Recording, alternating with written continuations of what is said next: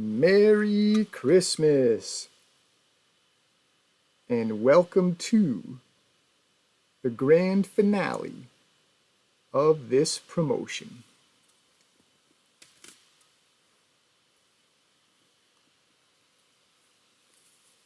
Christmas Bloodbath version 2. We finally get our look at the Christmas dogs. Better late than never.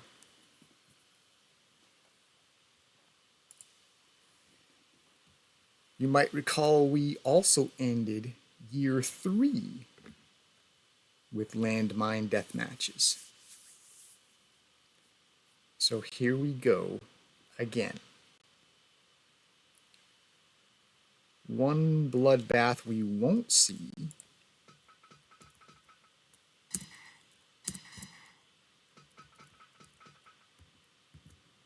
Ace.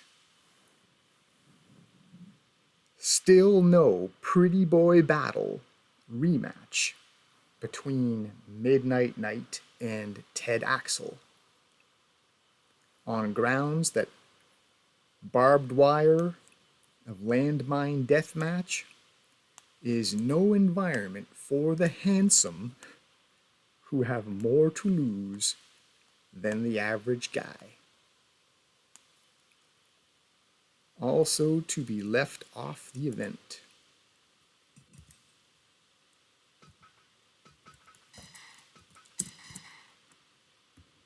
Team Terrible.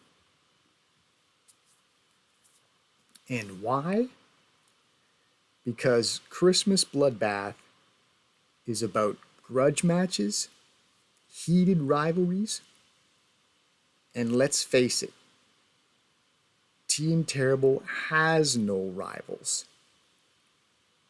Any times they've lost, they've quickly returned to the titles, and no one team has truly thwarted them.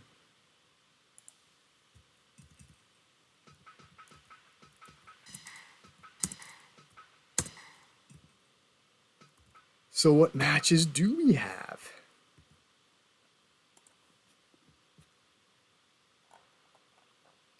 Match 1. Omega versus Black Dragon God. And you see there, Kenny wearing his all black, which begins a running theme of end or death of the promotion as we conclude. So Black Dragon God rematches the man who put him out of wrestling for an extended period. They have fought once upon BDG's return, and the Dragon showed well in a competitive match, but lost. And so one more shot at redemption for Black Dragon God.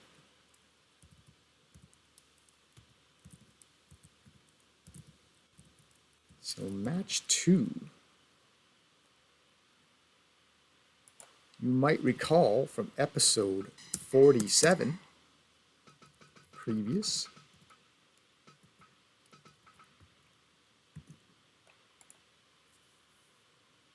Chris Jericho called out the Canadian sensation, Lionheart's hated rival in this promotion, for a landmine death match,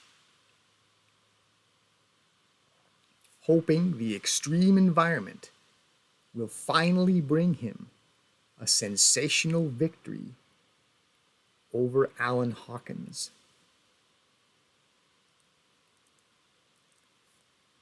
So again, Jericho in as black of an outfit as he can muster,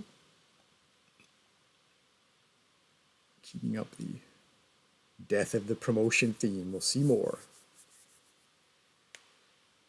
Match 3. grudge match we did not get in the previous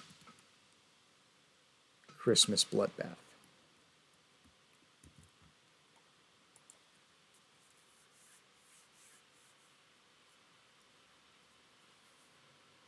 Kevin Owens, Bret Hart, KO, Hitman. And why not? From the first Christmas Bloodbath, did these two fight? Well, KO's neck ailment made competing unsafe, and best friend Lionheart, best friend, filled in against the Hitman.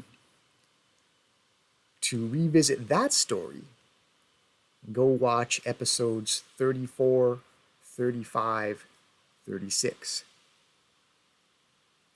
And these two continued their rivalry on into year 4, much of year 4.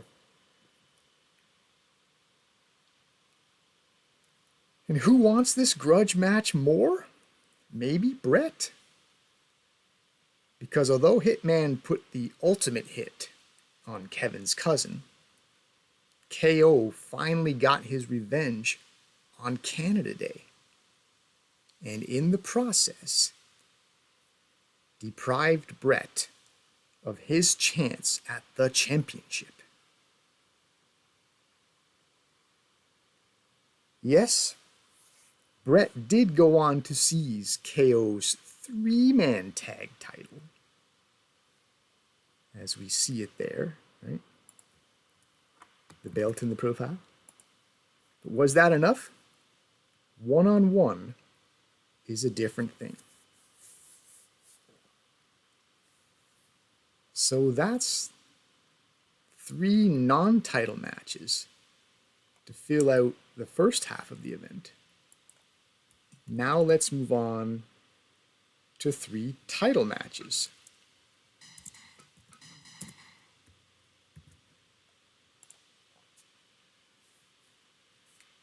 Team Satan.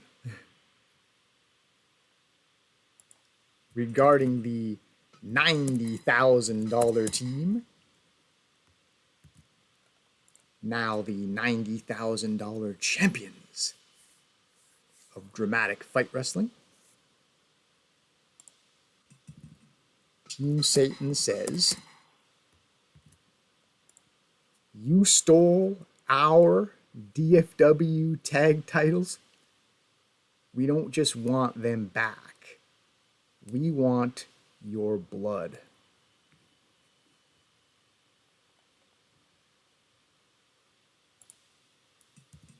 Match 5.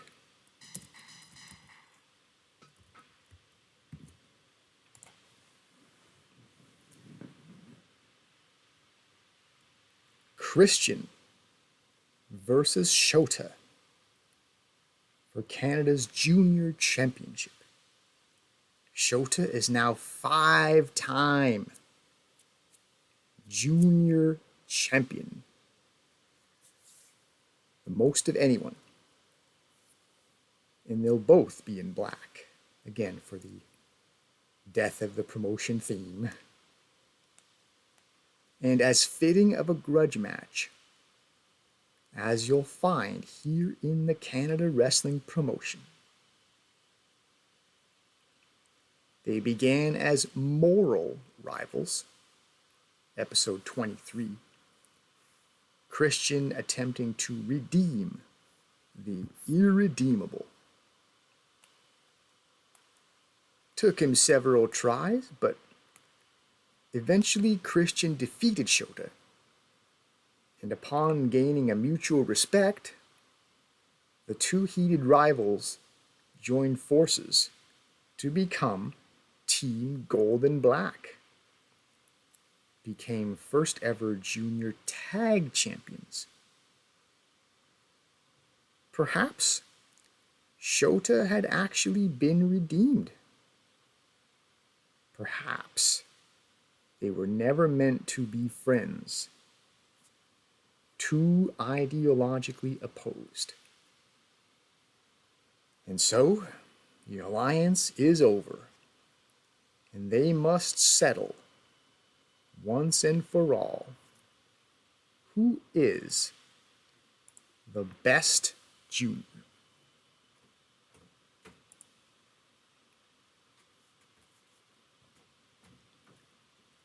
And they'll do so in the most horrifying environment the wrestling industry has to offer: landmine death matches.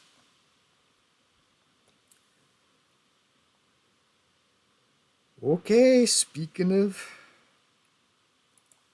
title matches, let's get to the main event.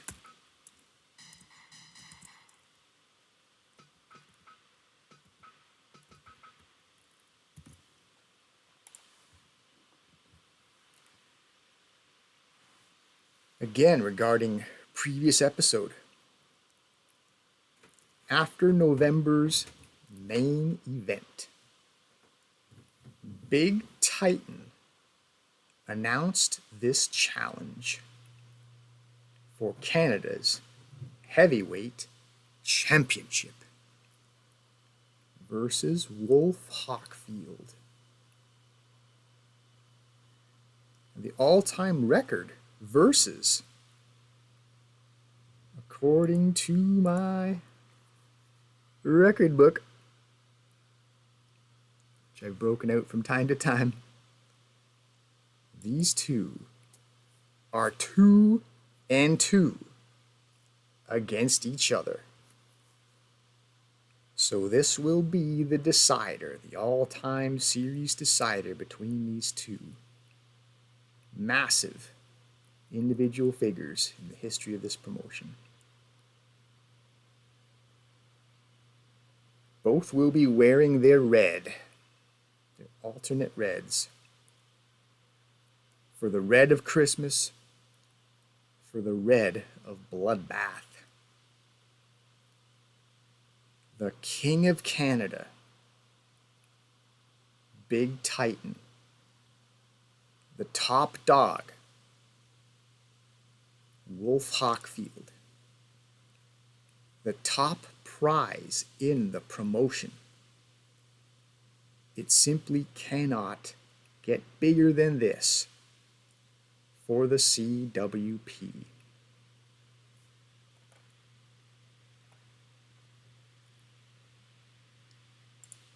Okay, camera switch. How about that? So I want to uncover the referee. You see in the bottom right there. So yeah, we're doing the urban medium setting, top ticket price. I think that's as good a way to go out as any. For the venue that we're at, we're charging the maximum. So below that, referee S. Grimfrost. Special referee for the grand finale. S. I'm going to say Stephanie, in honor of the fast rising Dark Angel in WWE. And why not go dark as we approach going dark on the promotion, the finale? And Frost suits December as we begin winter.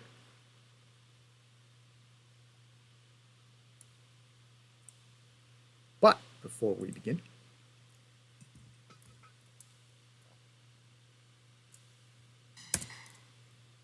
view title belts.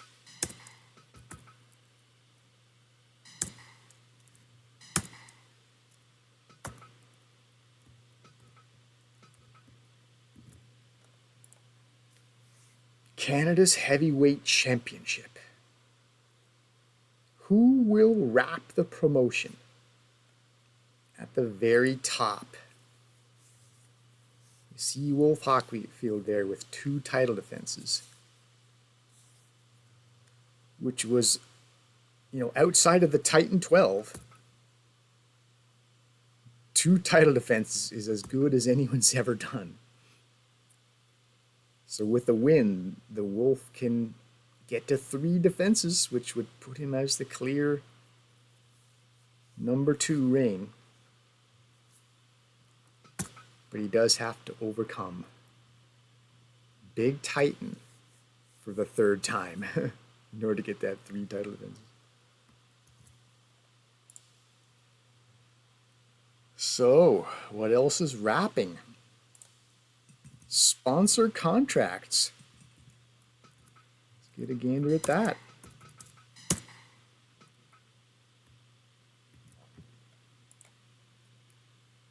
Most are about to expire. These sponsor contracts, including the super lucrative Lit Cola, $800,000 a month. Lit Cola, beverage company known for their highly carbonated cola, their coffee cola challenge trending on social media. So that huge source of income about to come to an end, as well as our merch discounts, which we've had for what seems like forever. You can see our towel provider, 1 month about to expire. Photo collection, 1 month about to expire. So if we do another year of this promotion, sponsorship and merchandising likely to look very different.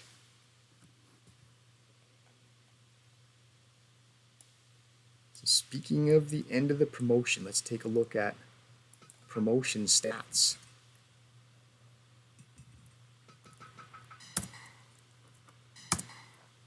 Chiefly the bottom right there. As you can see, we're ranked number 3 in the wrestling industry. As previously stated, this is intended to be the end of the series, as we are about to become the number 1 promotion. When we get the year-end review, we should be number 1. So where do you go from there once you're number 1? But do stick around after the event itself, the matches, right? As I'll certainly be doing some reflection on the history of the promotion.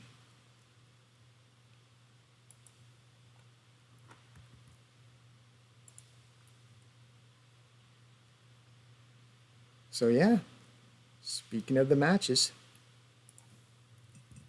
let's get to it. As the Canada Wrestling Promotion brings you Christmas Bloodbath version 2.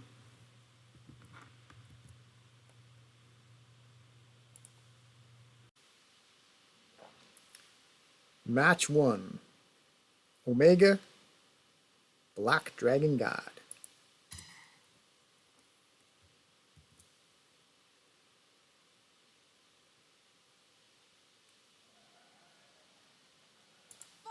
Oh yeah, no walkdowns either.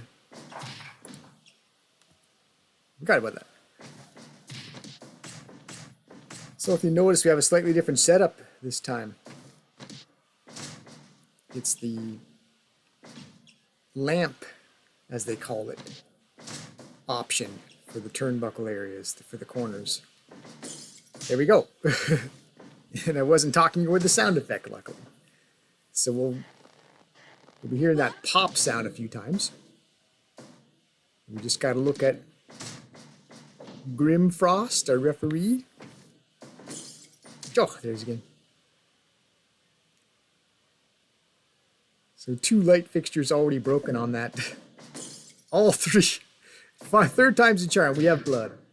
Black Dragon God. He's the first to bleed at this Canada's Christmas Bloodbath. Sorry, I was waiting for the referee to come in. I'm looking forward to seeing her. He's interfering with the call. All I can see is her lower half right now. Anyway, there is a match going on.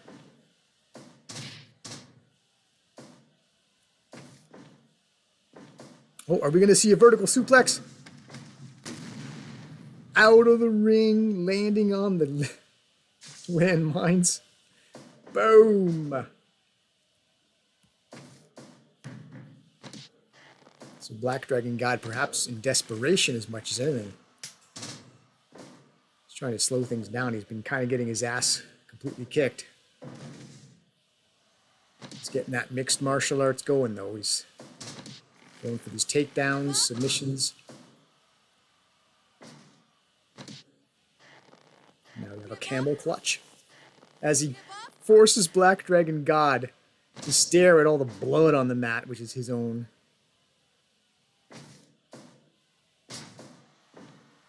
Over the head suplex. Belly to belly style. Very cool. Over. Well, Omega's calling for a quick finish. We're under 5 minutes.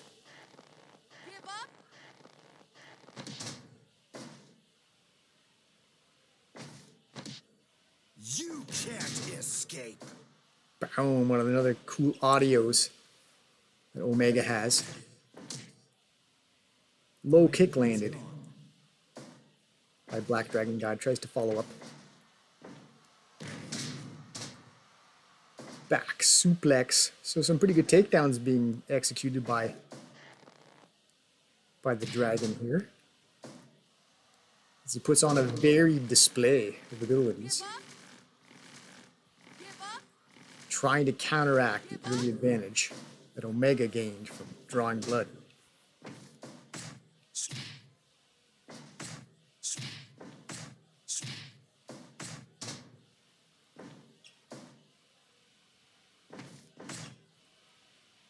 It's nice to know, as I look at these fresh light fixtures that have not been broken yet, it's nice to know that you can in fact be bloodied by them.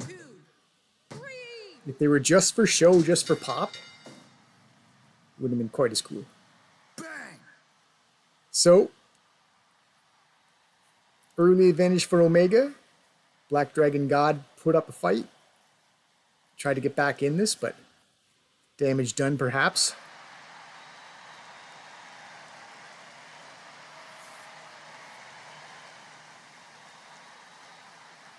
Damage done perhaps with the blood loss and the explosions. Remember, the god did get exploded outside the ring too. So just 6.5 minutes. So brief but meaningful in that we do have an 80% match evaluation. Good start to the card.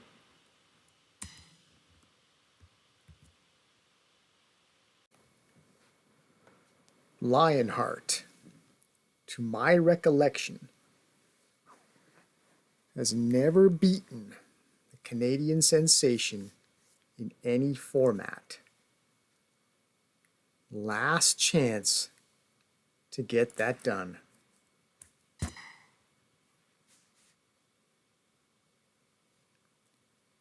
You've already seen blood.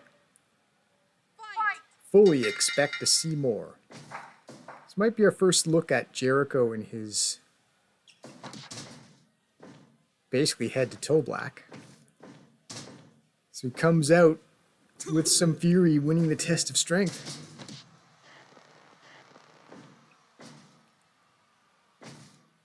Hopefully setting the tone for Jericho.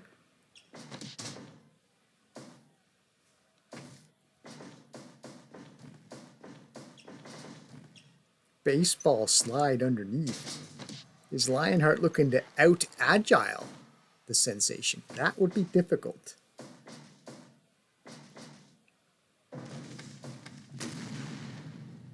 Kaboom! And he doesn't have to out-agile anyone.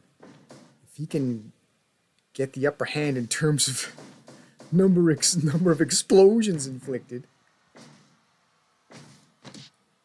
But yeah, the Canadian sensation is one of the most agile guys ever in this promotion. Perhaps for his size, the most agile when you think about pound for pound type of comparisons. for being a heavyweight. He has some pretty spectacular moves.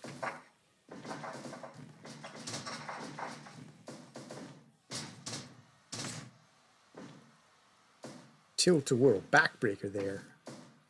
Sensation is bloody though.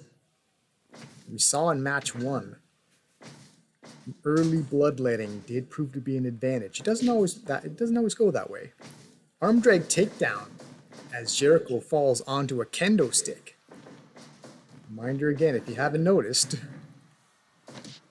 the floor of the ring is strewn with weapons, with which to cause perhaps even more blood. One can only hope, right? Boot to the back. Sensational snap suplex.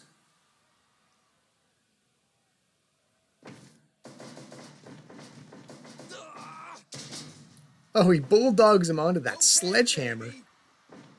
Jericho's feeling it. We saw an early finish by Omega, 6.5 minutes first match. We almost had 4.5 minutes there.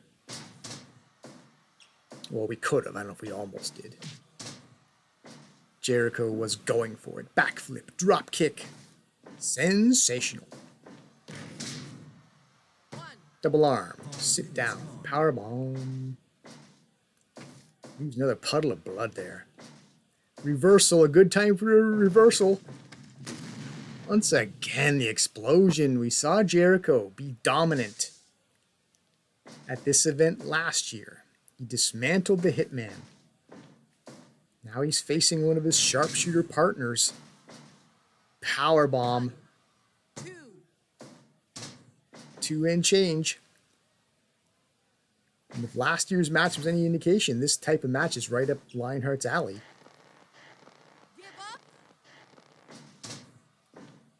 But can he be sensational enough? He'll have to be more than sensational to get this done against the Canadian sensation. Grim Frost trying to get the heck out of the way. Referee trying to dodge all this action, all this running around. She looks rather nimble, doesn't she? She's moving quick. Neck breaker. Shute uppercut. Well, the sensation winning the battle of the striking there and then cinching in another sensational suplex.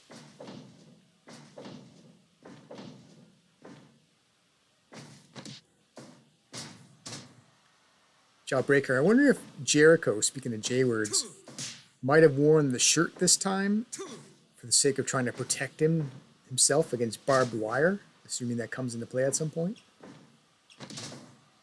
If he ends up getting tossed out there, roll around in the barbed wire, shirt will provide some protection anyway. Oh, the Walls of Jericho. The Lion Tamer. Squarely in the middle of the ring. The Sensation getting a good look at the Lit Cola main sponsor logo. And he's leaving it redder than it was. Look at all the blood left behind after the Lion Tamer. Wavering. Bulldog as Lionheart takes advantage.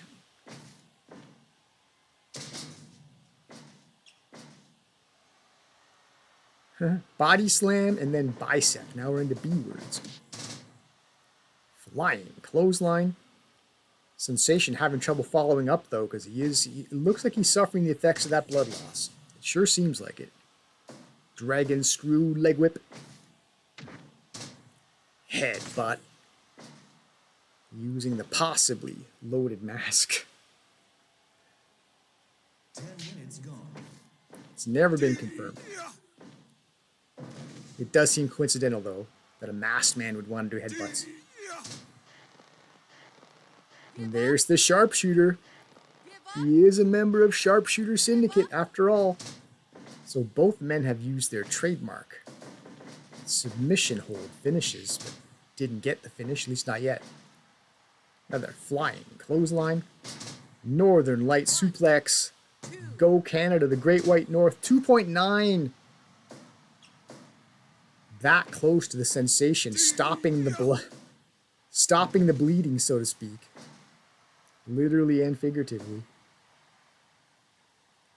Both men worn down, beat down, unforgiving environment. Jericho lands the powerbomb again. In motion. Oath.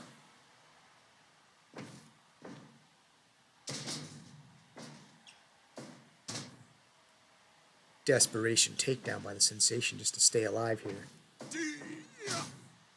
German suplex. 2.9 again. Clearly Lionheart needs this win rather badly. He's pretty much spent the entire year 4, more or less. Less. But still, much of year 4 getting defeated by the Canadian Sensation. Now he's in an arm trap. Crossface. It would be a nice way to end the year if you're Lionheart. Finally get this win.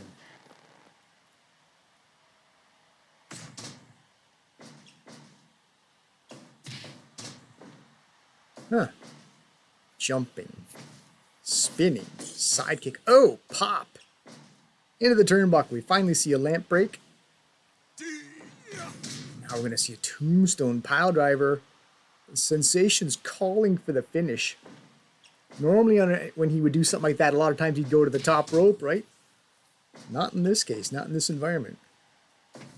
Turnbuckle is off limits for all intents and purposes.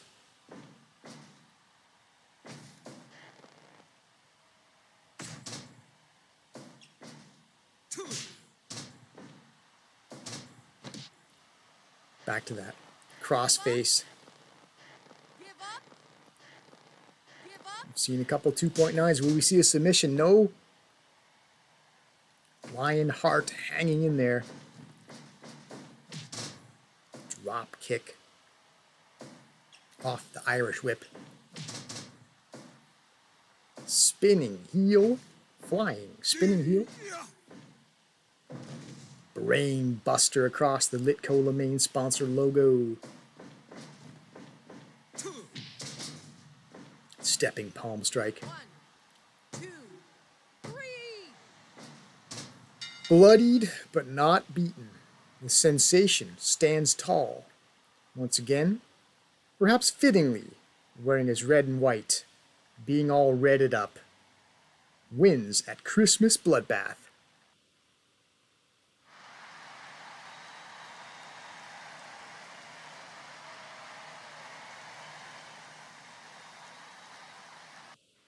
And perhaps avenges his Sharpshooter Syndicate partner, Bret Hart, who lost to Jericho in this environment a year ago. So a little bit of get back for Sharpshooter Syndicate as a stable.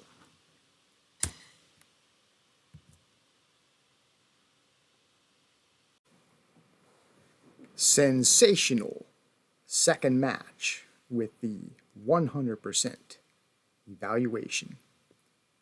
Will we maintain that sensational standard? Sensational standard. Fight. See, we got KO wearing alternate uniform. Starts out with the eye rake. Pretty good tone setter for this environment, where anything goes.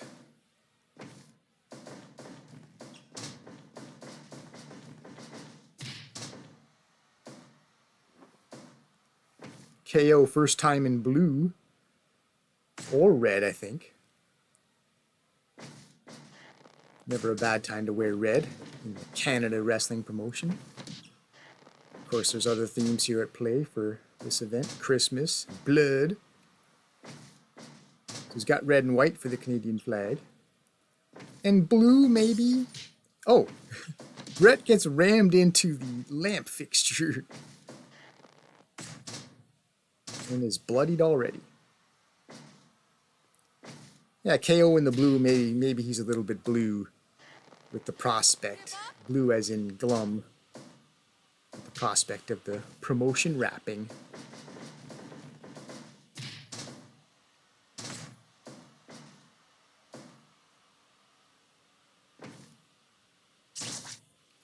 So Bret returns the favor with the eye rake.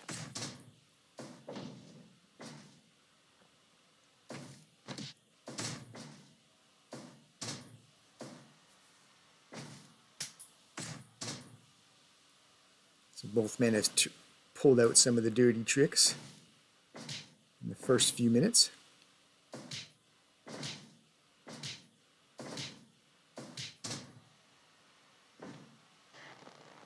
And of course, very suitable for this environment.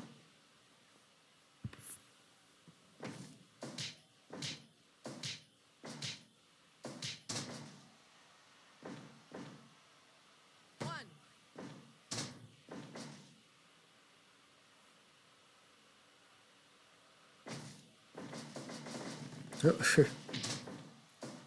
Referee gets into the way there on the Irish whip.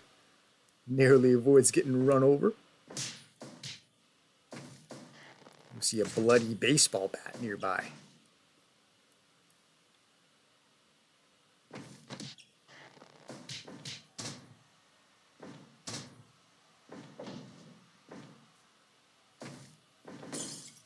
Oof. Into more of the lamp fixtures. Popping. Oh. And not done yet with the environmental hazards. Bret Hart gets exploded. He's back in the ring, though. And KO goes sprawling back, lands on the baseball bat. Yeah. One of those stampede power slams.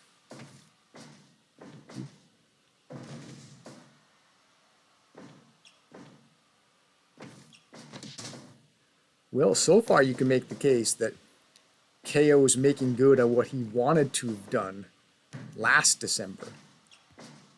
This is the match he asked for, but sat out due to health issues. So he's had a year to think about this, what could have been.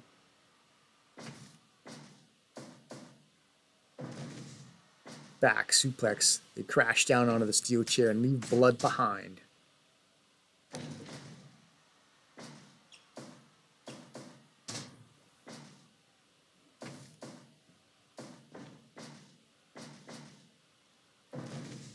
Reversal on the vertical suplex on top of the chair again. It is kind of a fun element, is it? Having objects to land on. Be hurt worse by. Ugh. Again, the Hitman. Slamming into those exploding lamp fixtures.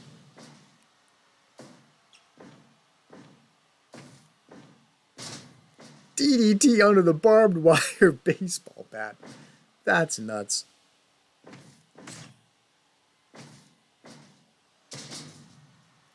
Sidewalk slam.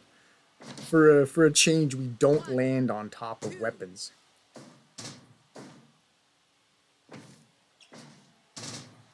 Instead, landing on the Lit Cola main sponsor logo. 2 count, by the way, for the Hitman.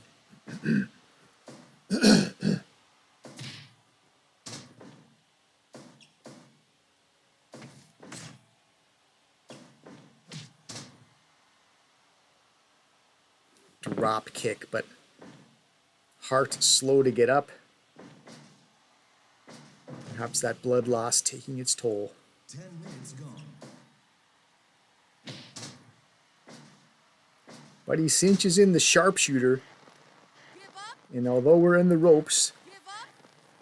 in this environment, we are waving rope breaks.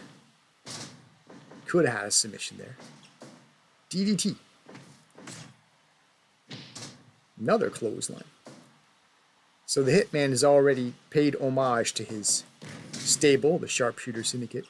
The Sharpshooter.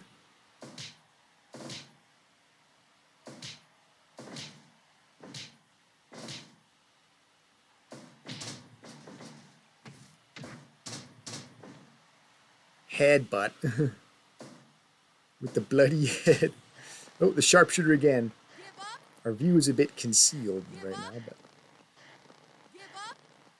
trademark submission hold. KO falls back, lands on a baseball bat again. Pile driven onto the baseball bat. Into the sharpshooter again. Will third times be the charm? Third time be the charm? Give up. Give up. No, to KO's credit, hanging in there amidst this adversity. Side Canadian leg sweep.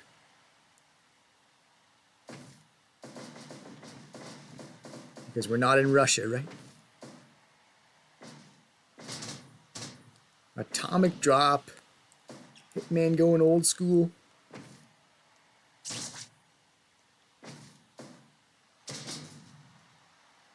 Sidewalk slam. Brett bleeding all over that steel chair.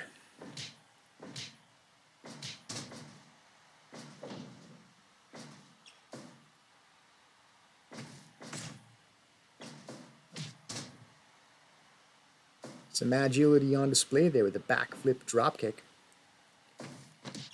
We're into 14 minutes of match clock. You'd think it wouldn't necessarily go this long. The brutality of landmine death matches. Backslide. 1, 2, 3. So where the submission didn't quite get the job done with several tries, surprise was the key. And the Hitman perhaps gets some redemption after not so great showing at the first Christmas bloodbath. He lost that one. He wins this one.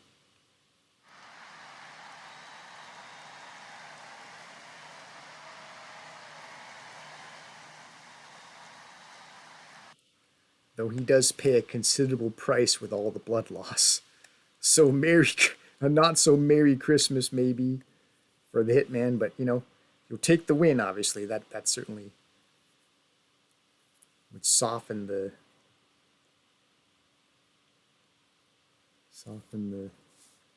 anxiety over the blood loss, perhaps. At least he got the win.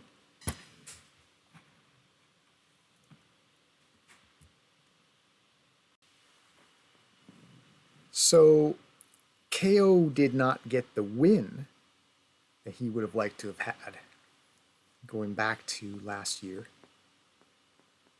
But he did bloody Brett up pretty awful. So in a sense, I suppose, a moral victory amidst such an immoral setting. Speaking of immoral, we move on to a subject that you might think of in terms of immorality. Team Satan tries to regain the Dramatic Fight Wrestling Tag Team Championship.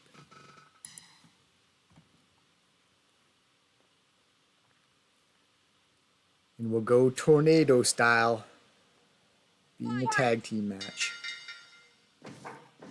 With the turnbuckles blocked off, all four men going at once. So because there's no tagging in and out and resting, this match could be just as brief as any. And the $50,000 man's worst nightmare. Boom! He gets revenge though. The explosion on the landmines. Yeah, Ted Axel's worst nightmare probably in this match is to suffer the fate of Bret Hart there, getting all bloodied up. Because the wise man does have his marketable good looks to worry about. One of the first things that happened to him was he was thrown into the lamp fixture.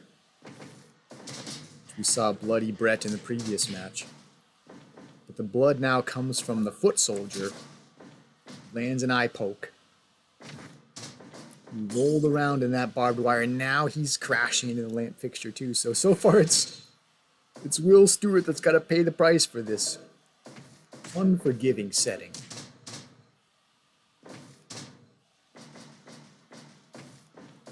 Oh, but the reversal on the vertical suplex.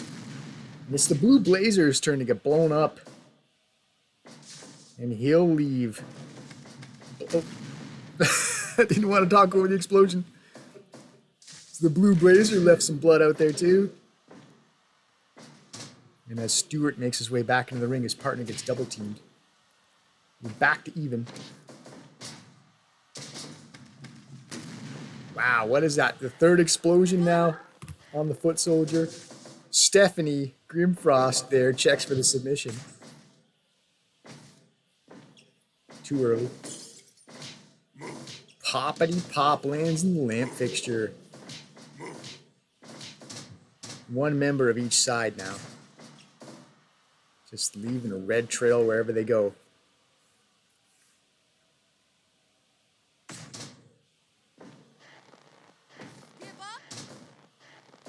Leave in the comments, do you like Stephanie Grimfrost as our referee? I like her. Maybe the novelty would have worn out if she'd always been... Oh! Yet another explosion! Both members of Team Satan had to suffer that horror outside the ring. Horror, I said. So we've used up the lamp fixtures over there on the right turnbuckle. Now, just blood all just staining that corner. Satan's General lands on the barbed wire baseball bat as he does that suplex, but the Blazer may have landed on that steel chair, so investment, I guess. Invest in some of your own pain to inflict it on another.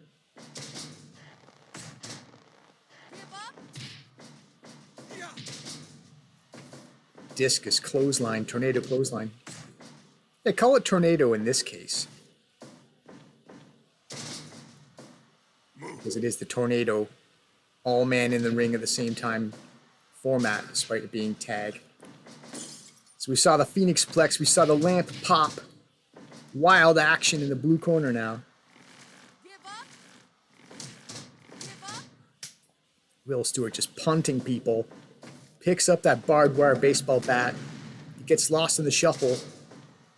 But the $50,000 man has to get blown up outside. Now he's bleeding.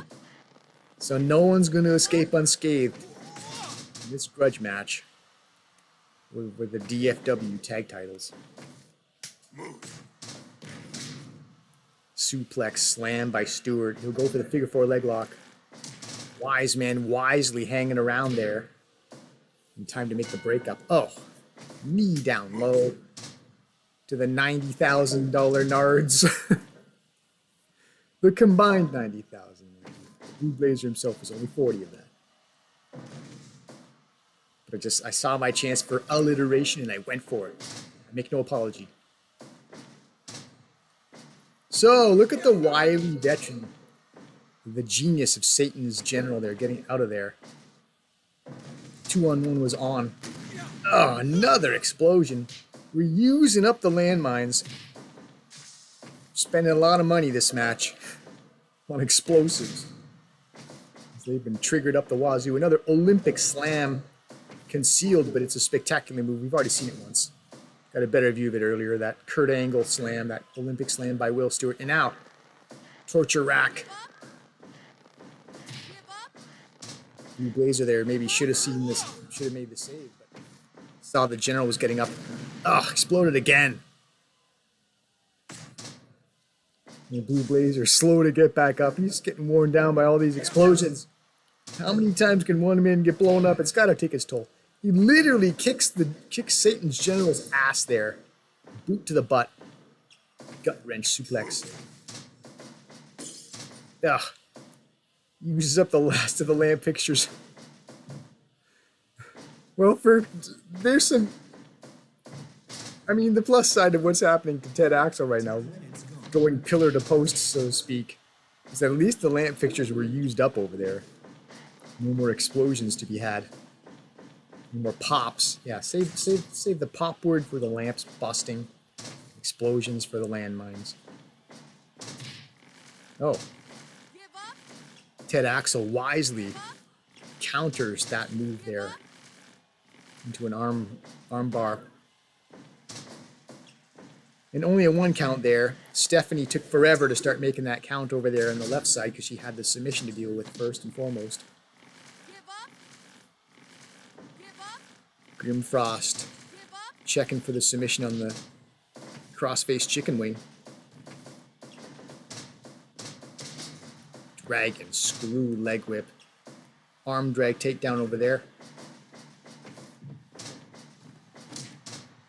Wild action, all four men in the ring. Unintentional collisions. You saw the general was in pursuit of the wise man there, and he got run into on the way. Double team. Never a bad time to do this.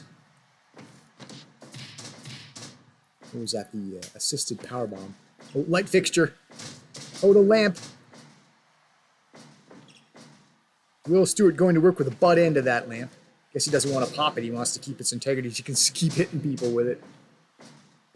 Got some work in there. And we have a submission. Ted Axel, who we've seen in the past, goes after arms. We've seen that with the Teddy Twister. He does go after arms. That is one of his go-to things. Gets the submission out of Stewart there to retain the titles.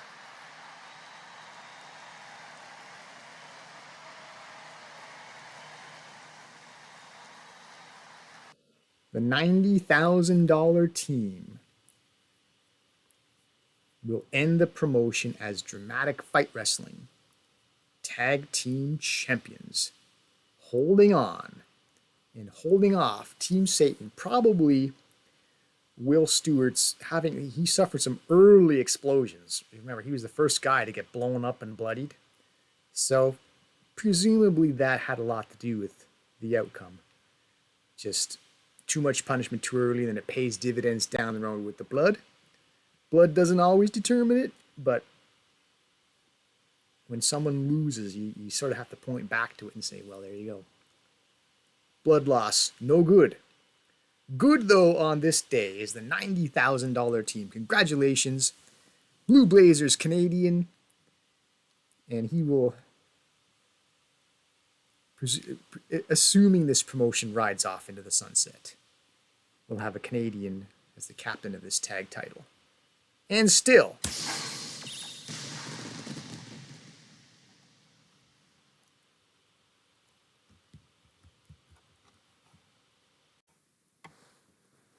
the friendship is over. The frenemies, Christian, Shota, will settle the rivalry once and for all for Canada's Junior Championship.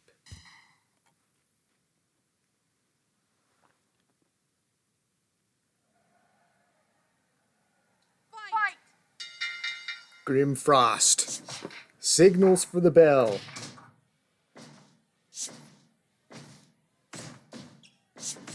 Wow. How about Christian winning the test of striking early on? That's more Shota's forte. Backdrop slam as well. Clubbing blow with the axe handle. Christian's coming out motivated.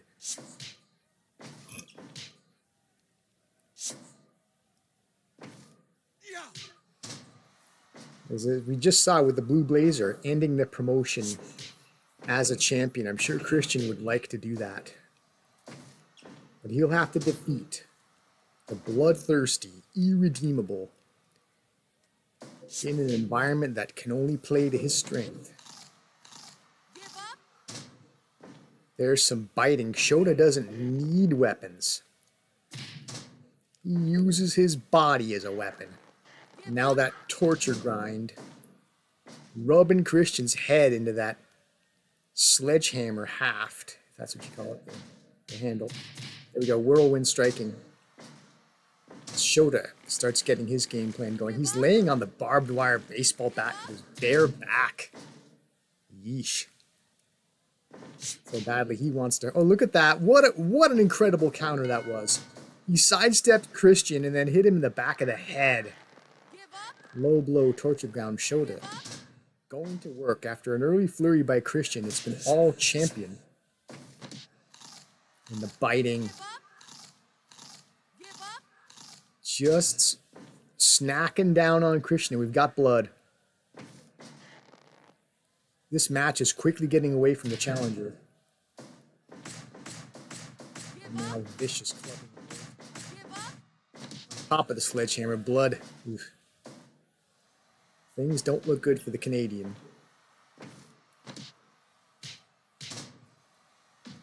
Well, I mean, Christian might have the national pride all he likes, but Shota is nasty. He is ruthless. He is a violent force in the history of this promotion. Dragon screw leg whip. Christian out of desperation eats the low blow, however. Now getting pounded out. Give up.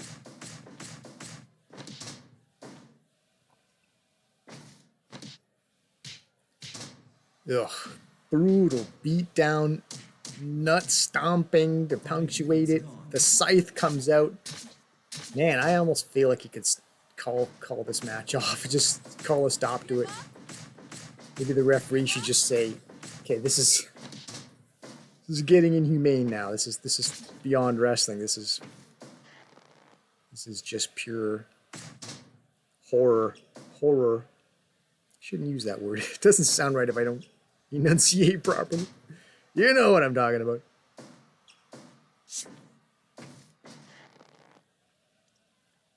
Six minutes of Shota so far. Exception of the first few seconds. Give up.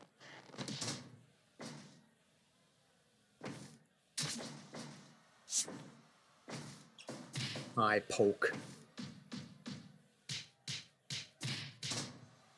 Just an unforgiving flurry of blows. Then we're back to the scything. Good lord. Yeah. That was swift. That was severe. That was Shota. Oof. Upsetting scene at the end there.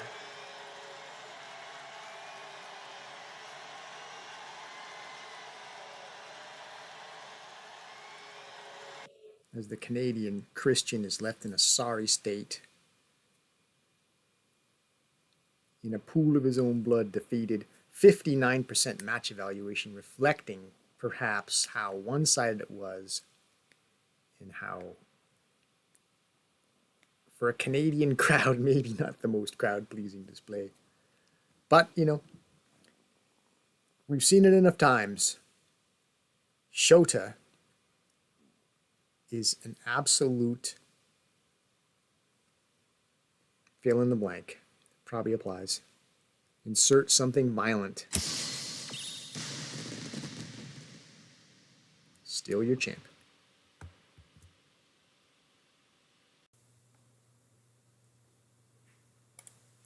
Well, after that terrifying display, was not even a match really, more like an execution. Let's get on to what should be much more competitive. Titan. Wolf. Canada's heavyweight championship. To finish the promotion as the man. No pressure with a 79% average evaluation going in. Want to finish at 80 or above, don't we? Okay, Grimfrost gets us started. The champ backs off as his first move, but I guess it worked out for him. The Titan might have played into the Wolf's hands there. Wolf got the first move in, but the Titan with the body slam, test of strength for Wolf. Has anyone ever questioned his strength? He's fighting well out of the champion's corner for the most part. And Titan is the first to eat the lamps. He's bloodied early. It's under a minute. Early advantage champion, clearly. Titan, perhaps with a fervor that can come from anger or desperation at seeing his own blood, wins the test of strength and then casts the champion out of the ring where he blows up on the landmines. We're both bloodied. It only took a minute and a half, and why would we want anything besides this in this environment? Look like the Titan went for the double arm suplex, which he's established as a trademark over the course of the years. Body slam, it's been a more reliable move for the Titan. We've seen in the past, going for that double arm suplex early on doesn't necessarily work out. You sort of need to wear your opponent down before you try a more dramatic move like that. Body slam's a little more standard. Oh, pop. Pop again into the lamp fixture. Is that another body slam? So clearly that's the strategy. Is that 4 body slams? That's clearly the Titan has decided this is the go-to move. He executes a Hulk Hogan style leg drop, running leg drop. Swinging neck breaker. Well, the Wolf seems to have no answer to that body slam. That maybe the Titan did some scouting, realized maybe people don't try this move on the Wolf because he's so big. Maybe he'll be susceptible to it. It looks like he is so far. Will it be enough? Will it be the kind of foundation for which the Titan could plan on once again becoming Canada's heavyweight champion? We're back to the body slam, blown up outside the ring again as the champion.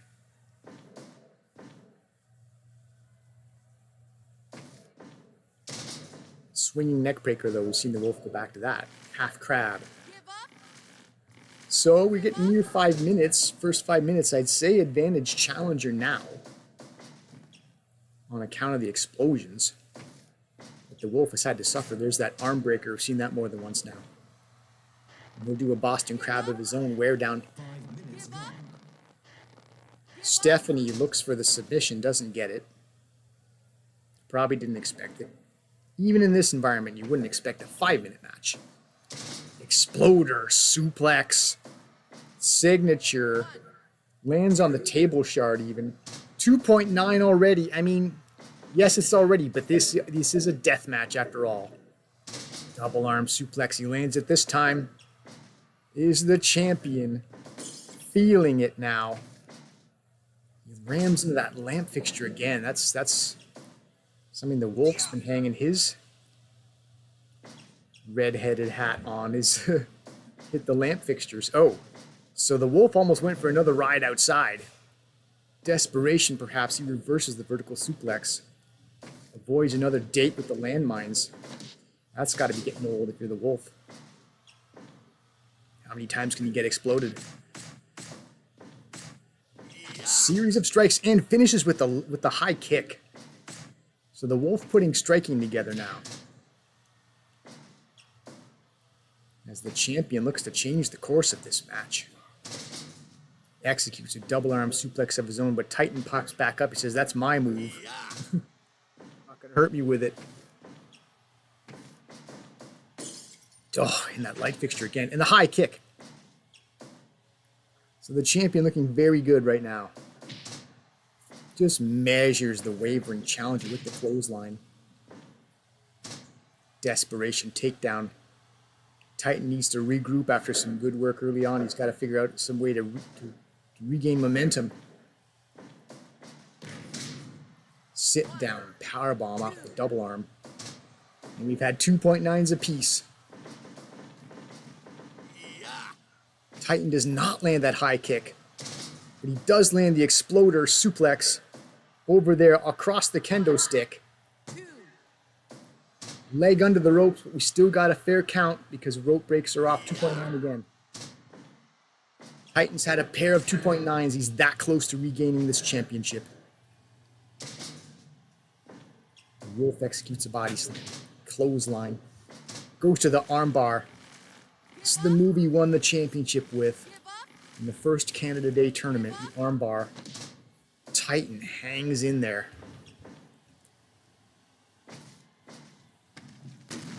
Casts the champion out of the ring. Another explosion. It's 3 now as we approach 10 minutes. 10 minutes gone. You might say the story of the match so far has been... Oh, exploder off of the Irish whip. The Wolf giving the Titan a little taste of his own medicine there. Running drop kick. We've seen the Wolf use to great effectiveness in the past.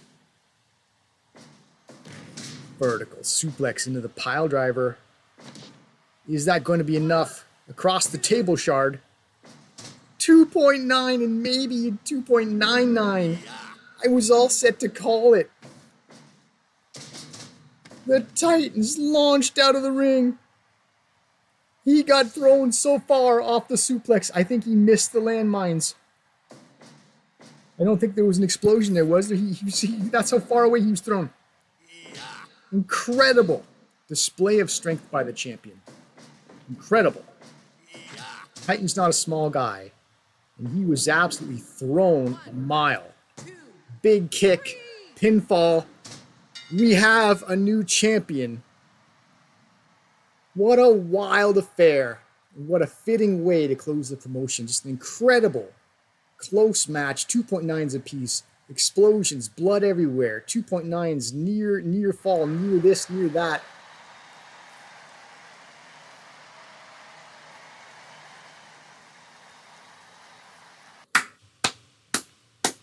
.94% match evaluation, richly deserved. Both men looked amazing at times.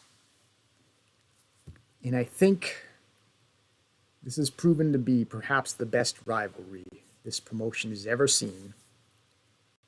These men have always put on great shows together. And he's back.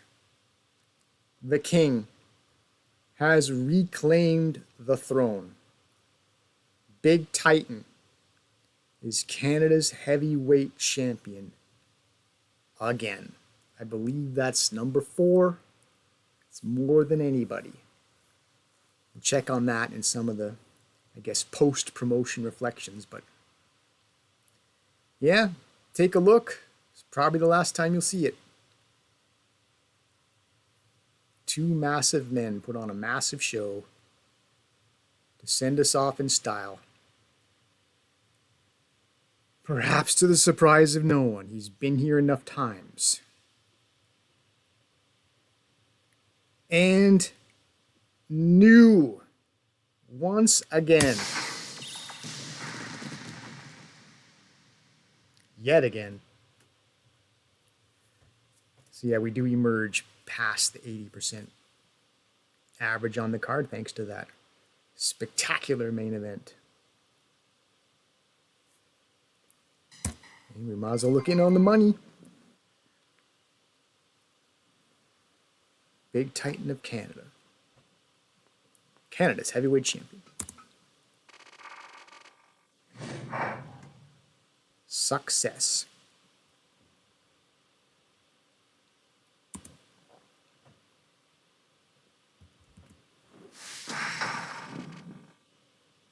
So,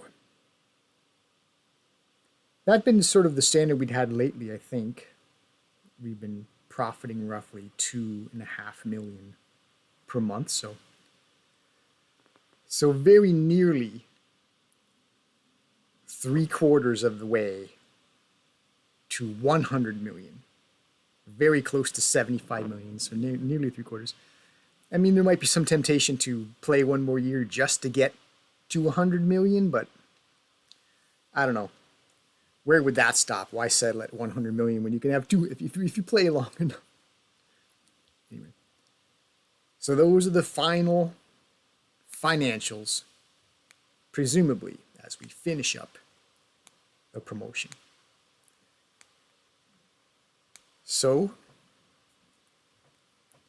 I guess for the purpose of victory lap, I guess we'll hang in here to receive confirmation of having become should become the #1 promotion in wrestling.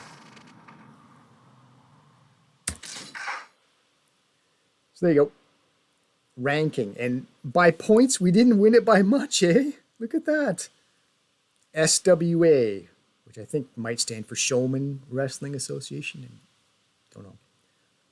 171,000 in points. We only have 175,000. I was pretty sure we'd be #1. I was not pretty sure it'd be that close because we have a lot of money. Like we've surpassed Showman Wrestling Association by about 50%. Not quite, but we have like their money, their assets plus another 50%.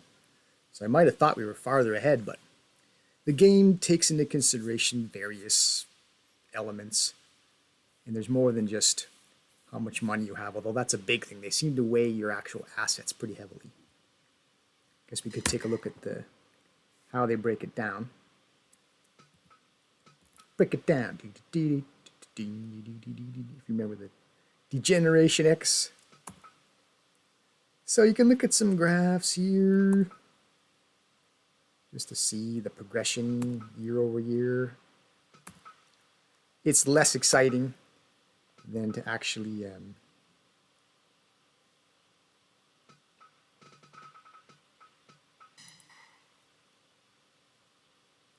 we go. Boss, you better sit down for this. The new rankings are in, and we're number 1.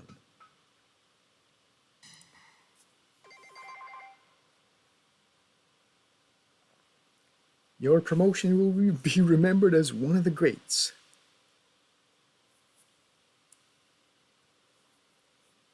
Just let that sit there for a while in case you're examining the art. It's pretty cool.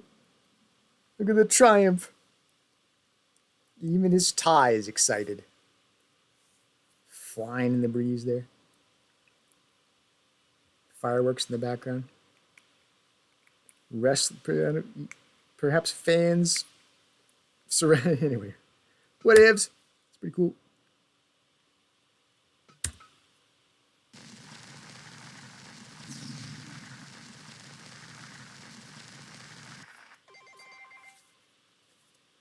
Happy New Year. Your promotion ended the year ranked at 1st place. So I think from here the next phase would be to decide new sponsorship, but unless we someday do another year of this, it kind of doesn't matter what the sponsorship is, so I'll leave that for when or if.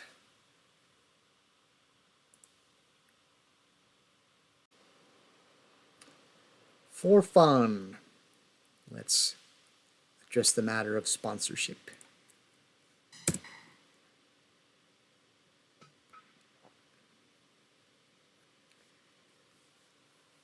Well, this is interesting actually.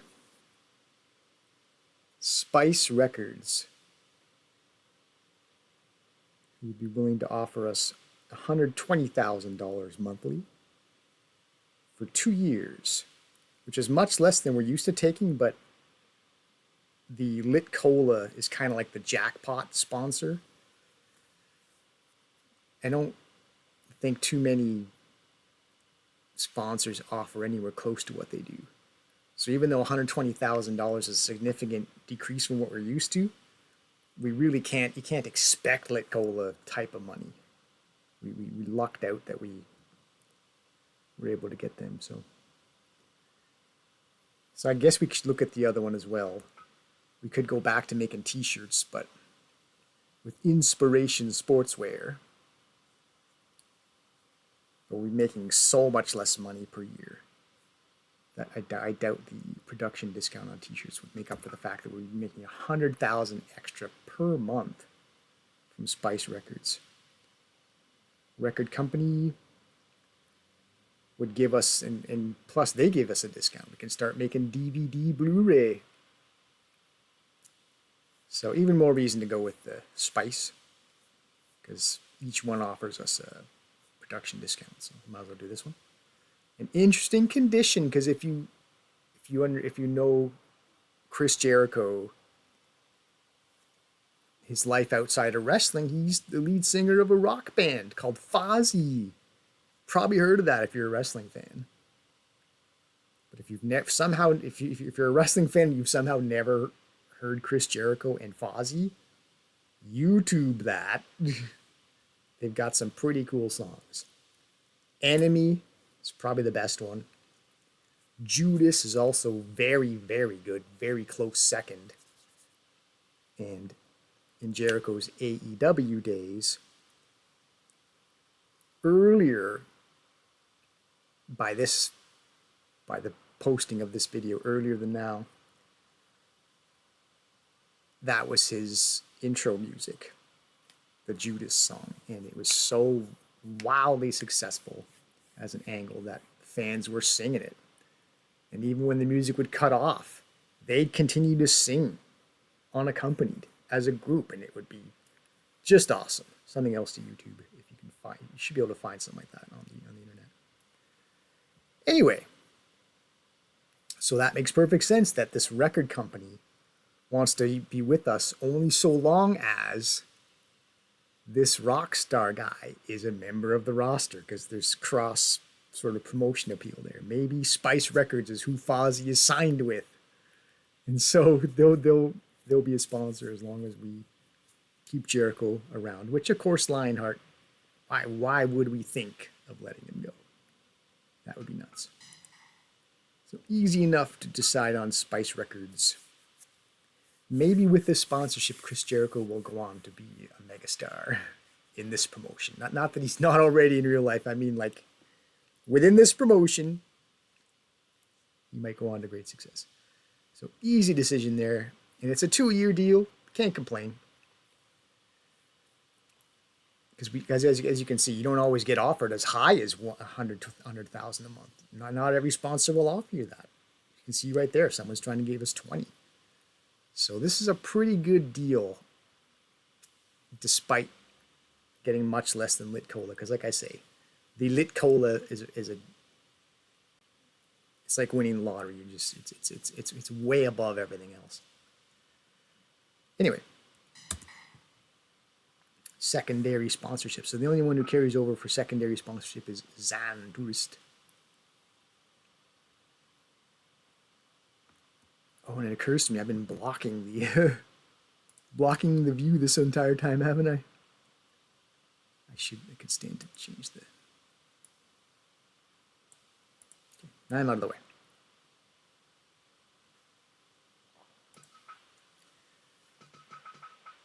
So, see, there's Lit Cola again. So they show up again, but as a minor sponsor. I guess they realize the word is out now about Lit Cola.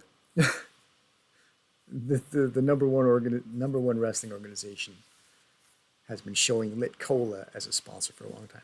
So they still want to maintain a presence, but they're no longer willing to offer us $800,000 a month. $80,000 a month is quite reasonable. We'll select them again. Welcome back on board. Spike Chunsoft, video game developer. I think Spike Chunsoft might actually be the people who make this game. It's part of the intro when you load up the game. One of Japan's most reviewed game developers. Extensive catalog, but honestly, Fire Pro Wrestling World is the only title that matters. So happy to select them because $8,000 a month, as we've seen, that for a secondary sponsor, that's pretty dang good. Because you see, Zan Tourists only offer $4,000. The Pepperoni folks only offering us $1,000. So $8,000, we take that all day as a secondary sponsor. So go all the way to the bottom. Monster Games. This is a cool one to have. Probability. It's supplement for weightlifters. Good for recovering from injury. So probability of being injured slightly decreased. So that's a cool thing to have, especially if you're having injury trouble. We haven't really had injury trouble for the most part over the course of 4 years. I've always been good at identifying that this guy needs rest. How about give him a month off before he risks injury? So it's not a huge thing, Monster Games, unless you're having injury troubles on a regular basis. Because look at what they only gave you $300 a month. $300 a month. That's so chicken feed. It's hard to justify that. Whereas Planet Caffeine Coffee Company. So now that we are clearly being the number one promotion in wrestling, we'd have to be a global brand by now. We wouldn't escape the attention of the international scene, so it makes sense to be part of make a deal with global coffee chain, Planet Caffeine. You can smell their trademark roasted aroma before you see the store sign. I don't doubt it. There are some fast food restaurants. You just have to drive past them. And you can, if you have your window down, sometimes you can smell the store from the road. So what's interesting about them is conditions. Average match evaluation must be 70% or more. We've never had a sponsor demand that much of us. As you just saw, we just had over 80% average for an event. So it would be hard to imagine we'd ever drop down below 70. You'd have to have a lot of weird things happen. Like we had a 59% match, but that's the exception, not the norm. If you had 59 routinely, then something's kind of wrong with your organization anyway, and maybe something needs to change, or maybe the outfit is not destined to last. That's a very cool logo, Planet Caffeine. I like the blue.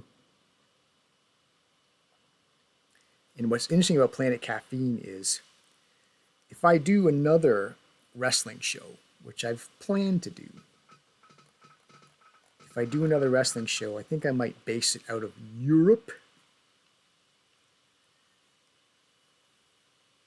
Partly because I mentioned that I am Canadian, and that's why I did a Canada wrestling promotion. And pretty sure I've mentioned here or there that Canada owes its settlement and the forming of the nation as we know it today based on European immigrants, British, and to a lesser extent French. So I might just run a campaign that's basically meant to be like an international promotion. It'll be based out of Europe, but there's not a great deal of European wrestlers. You're not going to have probably that big of a roster purely based on Europeans. So I'll base it in Europe, and it'll be, but the point of it will be international. And we'll try to get wrestlers from various countries, specific, like wherever possible, from nations that are a little more obscure in the wrestling world, where you don't think of them as being a wrestling country. So that might be interesting. So it'll be more of a planetary. That's why I'm bringing it up now, because Planet Caffeine, I'm thinking of like a promotion that's really more encompassing the planet, not just focusing on a particular region. So, and that might be the goal of that promotion, is to someday gain Planet Caffeine as a sponsor, as a main sponsor. Like it'd have to be the main one, because it would be, that logo would be plastered right in the middle of the ring, Planet Caffeine, for the international wrestling promotion. So you see my vision here? How cool that would be? So it might not take all the way till year. So this would be the beginning of year 5. So I think Planet Caffeine might be available as early as year 3, just that we haven't seen it, just by the luck of it. So I think I might be able to get to Planet Caffeine as early as year 3. So we'll see if that comes up. Should I do that promotion idea? So yeah, I think I will include this in this whole sponsorship. Like as I speak about it, I'm recording this in case I want to include it. So I think I've decided, as I'm recording it, I'm going to include it at the end of the Canada show, just so you get a look at what I'm thinking of doing next.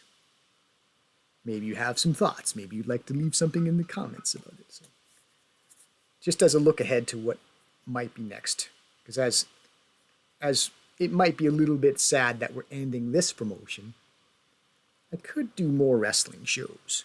I do have something like 4 or 5 ideas that could all be sort of somewhat linked. But anyway, I think I've said all I need to on that. But again, so Planet Caffeine, another very good sponsor, certainly as a secondary sponsor, $20,000. So when you think about I was happy with Zan. I've always been happy with Zan Tourism. I was glad to get 4,000 as a secondary sponsor because even that you can't count on. More than happy to take on Planet Caffeine. Fittingly, now that we're the wrestling world recognizes us as number one, we now have a world sponsor in Planet Caffeine. So there you go. Dems B to sponsorship.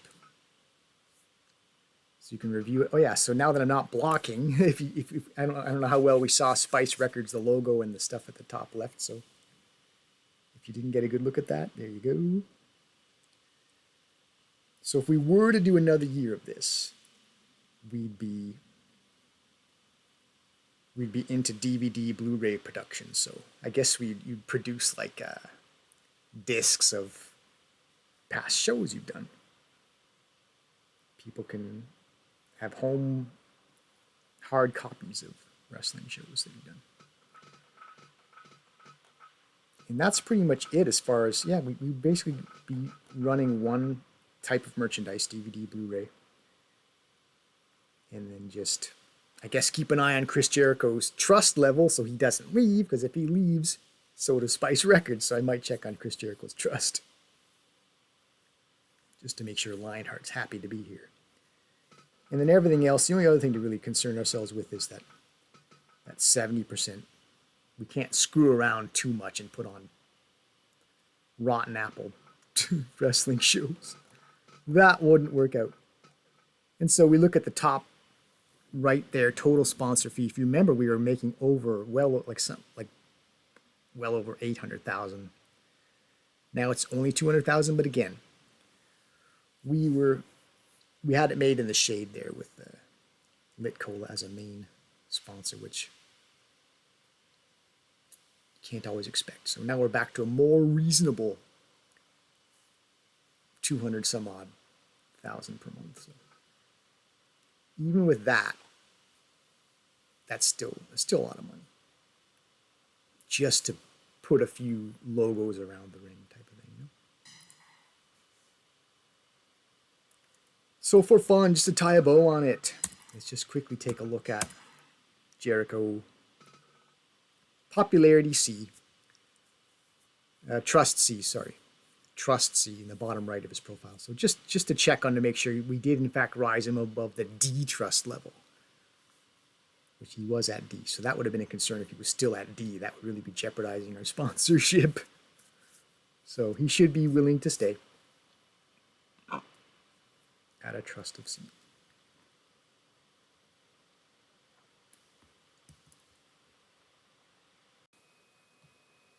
Surprise Battle Royal! For those of you good enough to stick around in the video past the main event to take in some post-match features, this is your reward. Coming to you from the Big Garden Arena. There's the venue in the middle there.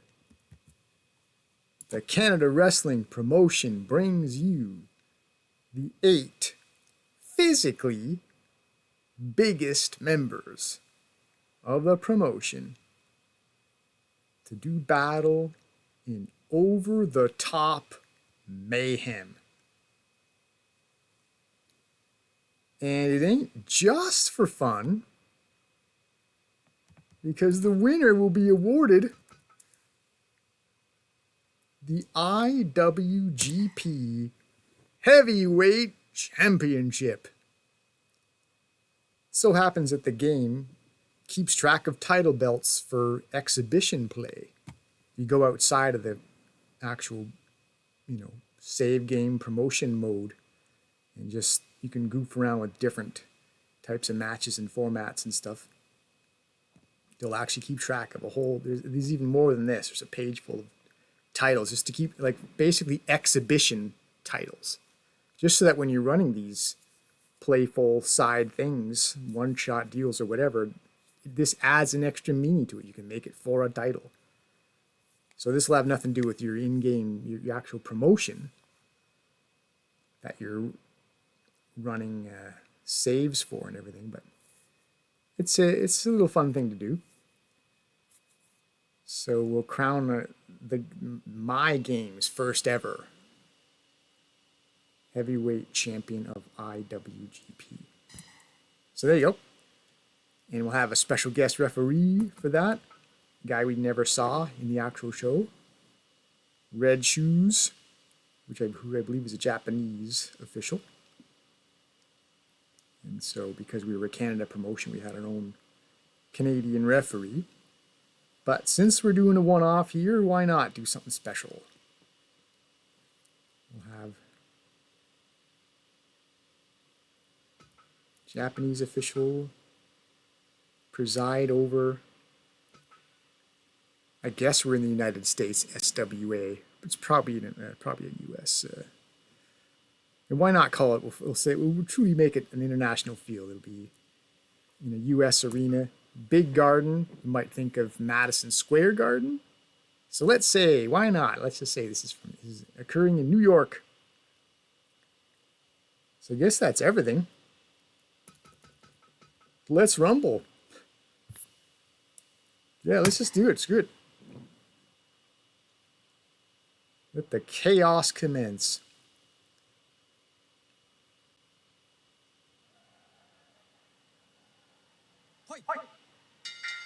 All right, you know his father and son are both in there. Iron Mike and Mike Jr. So we got four pairs. I've already had an undesired collision over there. This is going to be hard to call. I might just sit back and enjoy it. Terrible Ted gets body slammed by Big Titan.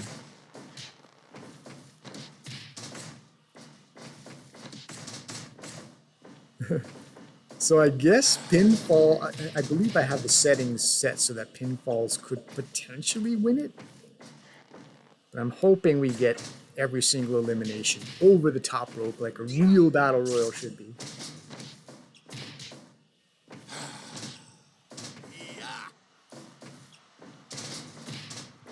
Suplex applied by Wolf Hockfield at the bottom of the ring there. Terrible Ted's trying to run someone down with a football charge. A Chicago Bears football charge. The Americans here should cheer that here in New York. NFL reference. National Football League.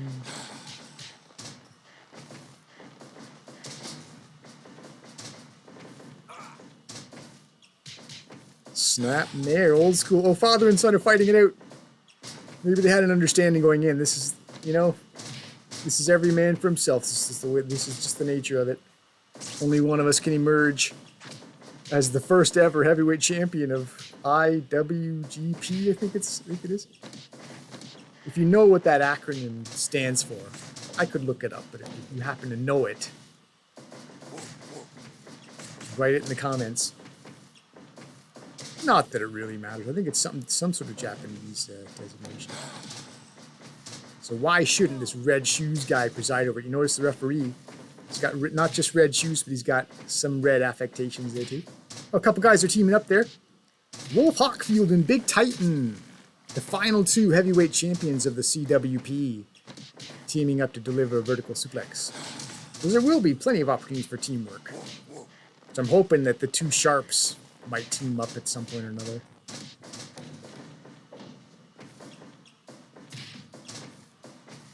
Crazy. Big Mike at the bottom there, power on display, gorilla press. Arm breaker. This Big Titan hovers over that Boston Crab situation there. Oh, we got a vertical suplex possibly there. Okay, turned into a Falcon Arrow. Otherwise, Iron Mike might have been the first man eliminated because I think they let you fall out the bottom of the ropes as well.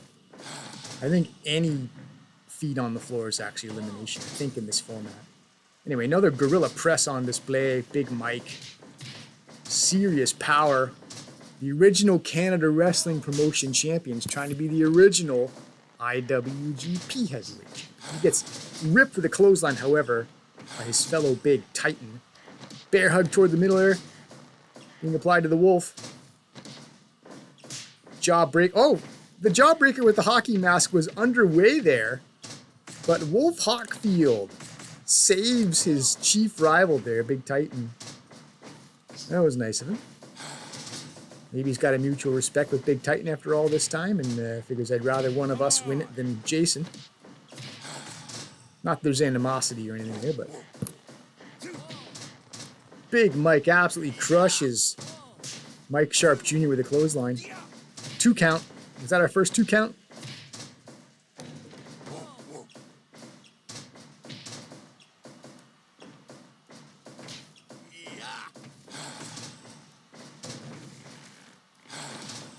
Action is wild.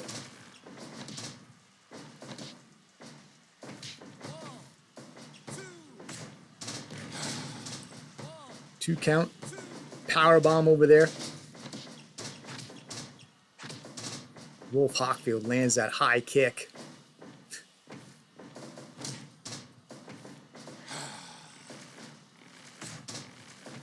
It's funny, with as many as 4 engagements going on at all times, bound to miss something cool, but just trying to view the big picture. Oh, we might have a first elimination up top there. Over the top. Jason the Terrible. Heaves ancient Iron Mike Sharp over the top rope. Father's gone from the father-son duo. The son eats the exploder suplex from Big Titan. Then Titan eats a reverse atomic drop there.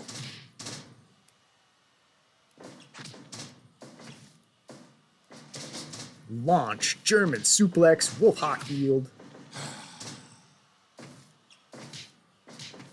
Now catching a breather in the turnbuckle there before re-engaging in this mass of humanity.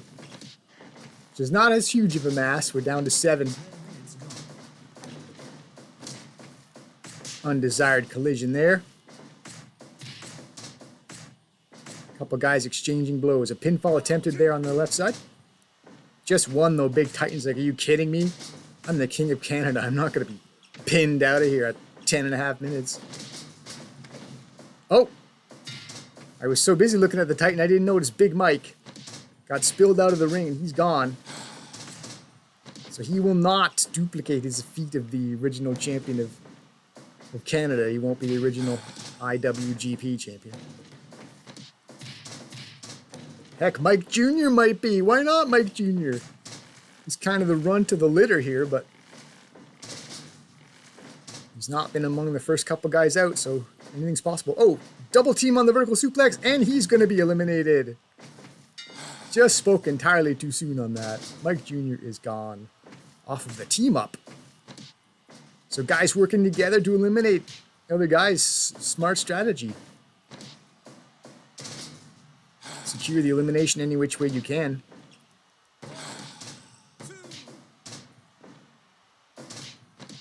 Final 5.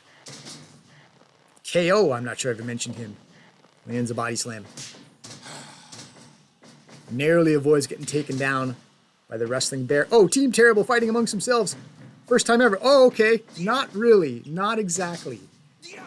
The Wrestling Bear Irish whipped Jason away. Got his animal handler safely to one side, and then went back to fighting other guys. Uh-oh. Oh, the double arm suplex was attempted by Wolf Hockfield, and it was countered. The backdrop by Terrible Ted, and the Wolf is out. Both of the red clad members that we had to start the match, Big Mike, Wolf Hockfield, both out of here. So only someone shrouded in darkness. Oh, looks like we had over the top there, but Jason held onto the ropes. Maybe it was only a half-hearted attempt by the Bear to get Jason out of there, because they got to have some sentiment amongst each other. It's interesting to note that both members of Team Terrible, they only ever went for Canada's tag. It's the only championship they ever competed for. So they have a chance to be a singles champion, each of them.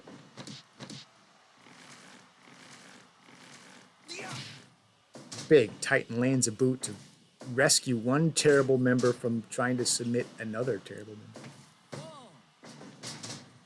Just one count as Terrible Ted flings KO off him. Final 4 now.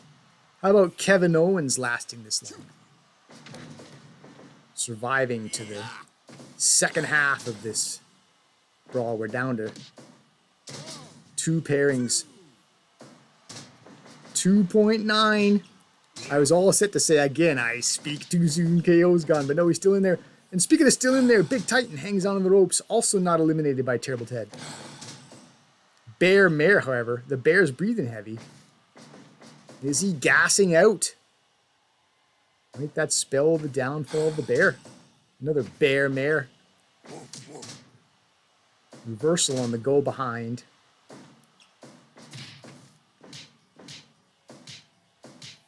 Both members of Team Terrible ailing out there. I mean, they're used to having each other to tag in and out from for the most part. They've had maybe a couple singles matches. Oh, here we go. Finally. Oh, look at that. Almost like a back-to-back elimination. So dissension among Terrible members. Jason's out.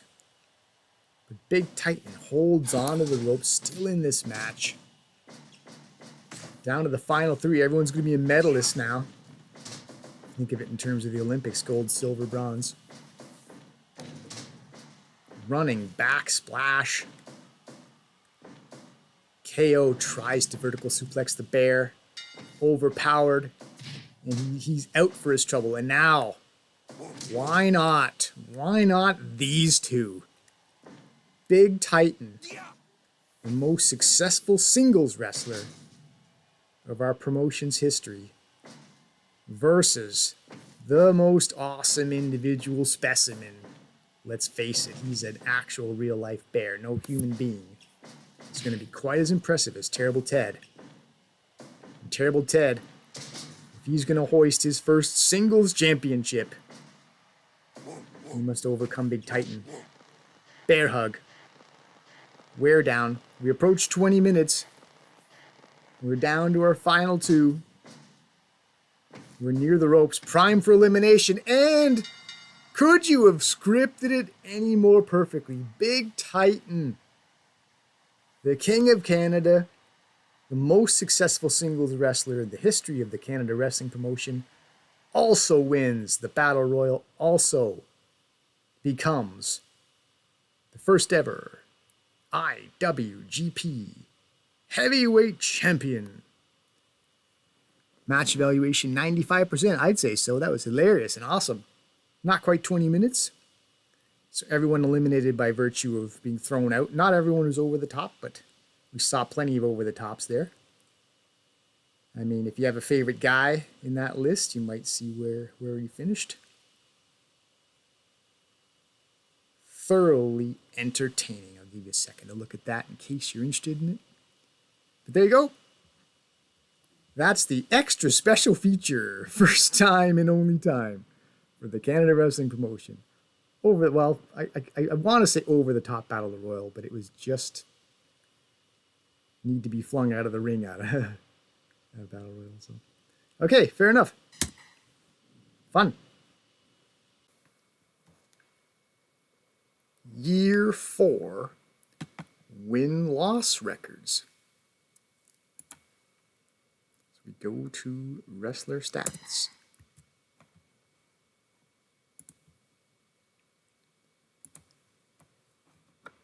So the most recent match we saw, Big Titan, successful in singles, very successful on the year, 9-1 in singles. A very near perfect year. Actually perfect on the year is Team Terrible. Jason and the Bear.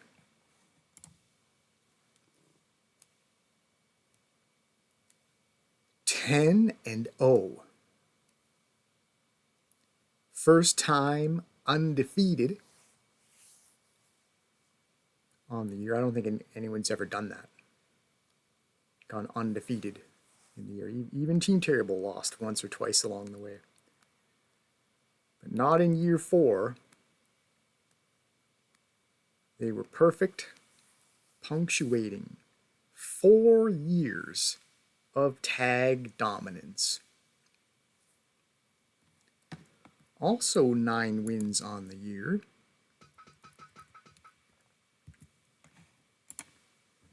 The Canadian sensation, winning record in singles, tag team, 6 tag. Another solid year for a consistent member of the promotion. 29 wins versus only 15 losses all time. Over the course of which, having won titles in all 3 divisions.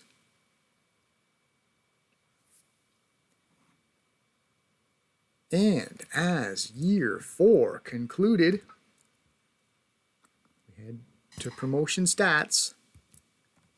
Toward the top there, promotion popularity returns to rank S.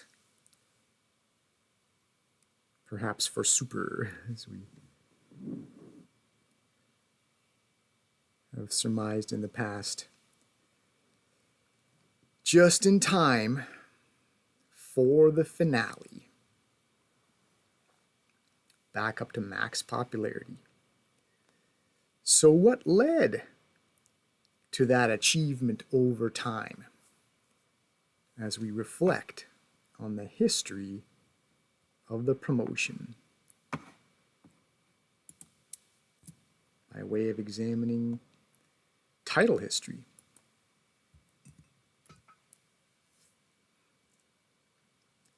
So we'll start small with the juniors.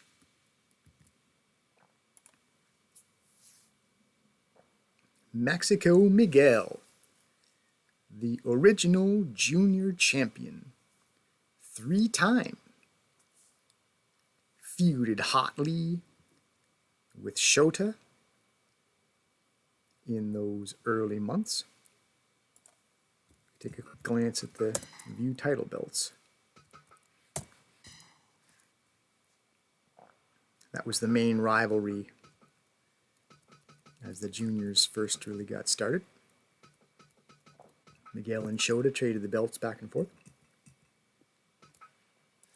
Well, we can hang there for just a little longer, actually.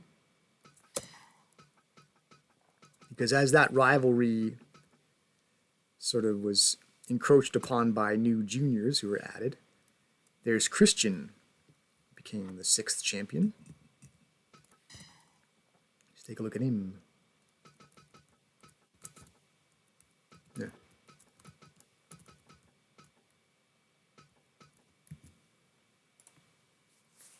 Christian also 3-time champion. Frenemies with Shota, friends and enemies. Their golden black team, 3 junior tag defenses. Perhaps a little less exciting, but we could take a look at the somewhat brief history of the junior tag.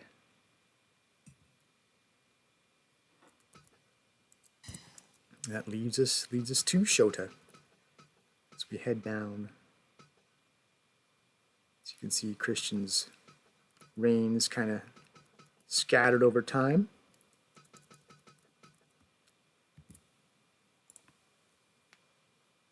Shota, the irredeemable, final and 5-time champion, including the greatest reign at 4 defenses, as you see it there. As Shota left a bloody and brutal trail through the junior division.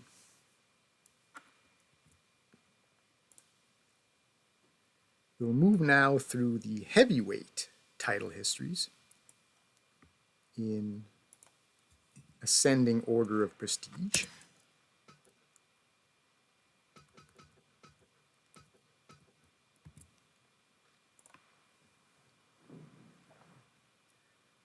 The Midnight Knight, the only Canada wrestling promotion Ace Heavyweight Champion. Of course, the title used to belong to another organization. 3 title defenses, 2. Pretty good. Let's take a look. We're going to be jumping around a little bit. Hopefully that's not annoying, but yeah. Am I blocking? I think I'm probably blocking, aren't I? Yes, I am. Just to do him the honor. Just shift myself over there. So yeah. 3 wins, so 3 title defenses, which is as much as anybody from the original Ace roster. Go back up to the top here. Over the course of time, a couple homegrown Ace talent had 3 title defense reigns before the organization folded. So, the Hell Knight was a free agent signing, so if you're noticing, he's got more, but he wasn't homegrown. I'm just saying the Midnight Knight was as successful with the Ace title as any of the original Ace guys were.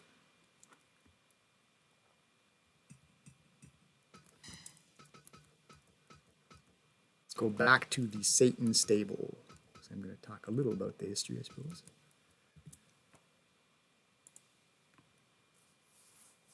Yeah, the Knight had a 5-1 win-loss record in year 4 singles. So he began with Team Satan, eventually ventured out on his own, and had a near-miss challenge for Big Titans Canada Heavyweight Championship. Razor close. So the Knight, so is my camera okay where I am, I think? I'll leave myself there unless I have to move. So the Knight, he did win the 6-tag title as part of the Satan stable. But Team Satan's greater success was in 2-man tag, as the General and the Foot Soldier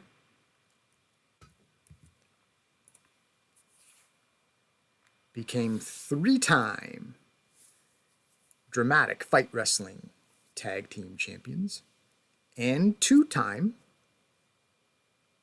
Canada's Tag Team Champions. So 5 tag titles in total for that duo. Pretty good. But Satan's 2-man achievement in DFW tag is eclipsed by, can you guess? Sharpshooter Syndicate. Canadian members, Hitman, and the Canadian sensation.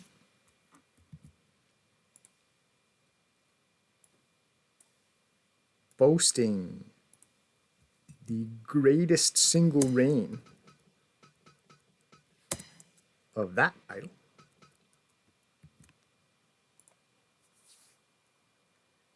Eight title defenses in that one reign. The most by far. Even going back to DFW's history. The best reign they had was 2 defenses before this title became part of our organization. 8. Pretty good. So still with Dramatic Fight Wrestling.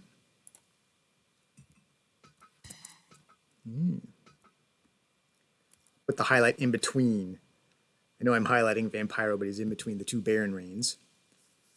2-time Dramatic Fight Wrestling Heavyweight Champion. the Baron Charles. His 5-defense title reign was the most in the Canada wrestling promotion anyway. The Baron had a 4-1 win-loss record in year 4 singles. Pretty good.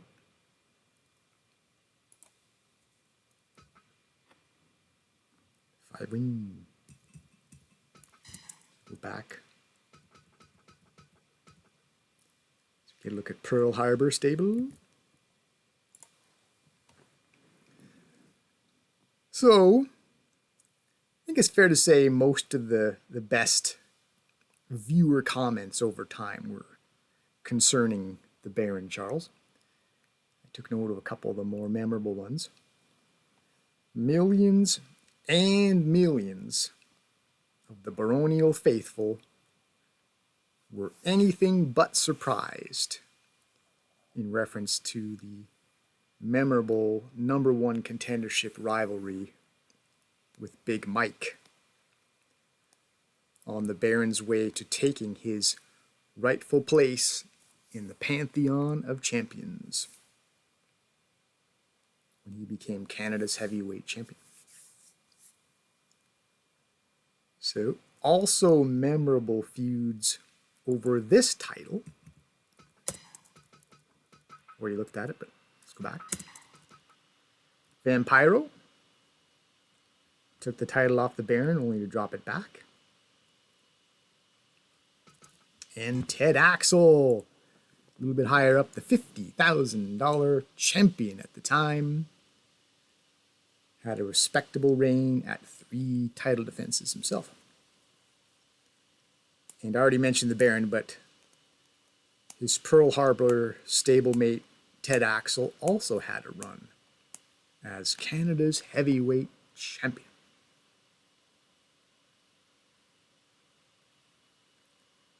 Let's move to the 6-tag championship.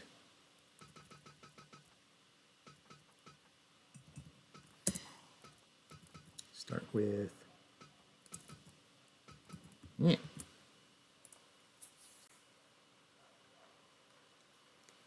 4-time captain of 6-tag champions, Wolf Hockfield, the original 6-tag champion captain, at which time he became the first Triple Crown champion, holding at some point or another all 3 Canadian heavy titles. The Wolf was also 2-time Canada's tag team champion, one of which was won at the Christmas Bloodbath episode 36. And also 2-time Canada's heavyweight champion as the top dog, totaling 8 championship reigns across 3 divisions. Not bad. Pretty good. So the Wolf was 2-time Canada's heavyweight champion, 3-time Canada's heavyweight champion,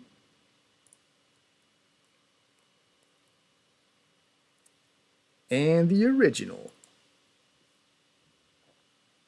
Big Mike. There he is at the top. First. Yeah. Not bad. So Big Mike was also the second Triple Crown champion, all 3 Canadian heavy titles.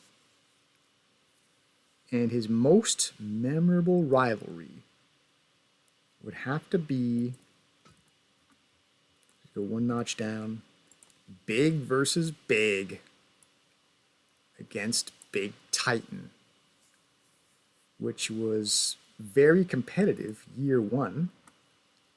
As you can see, they both have their names in there a couple times, in which Mike and Titan went 3-3 against each other. And as we make our way down the history,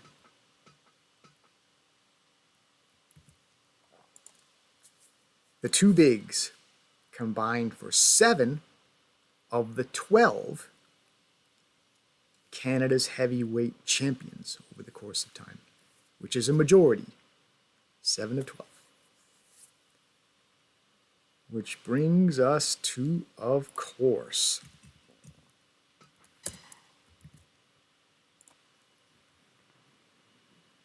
the King of Canada, Big Titan, 4-time Canada's heavyweight champion, the most reigns, which includes a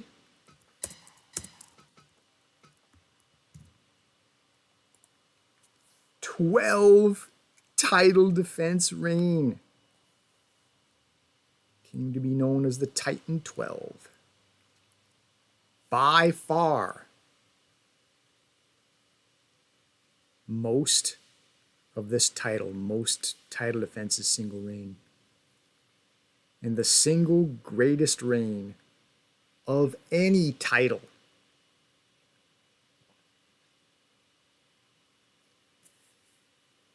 And as we reflect on the notion of dominance,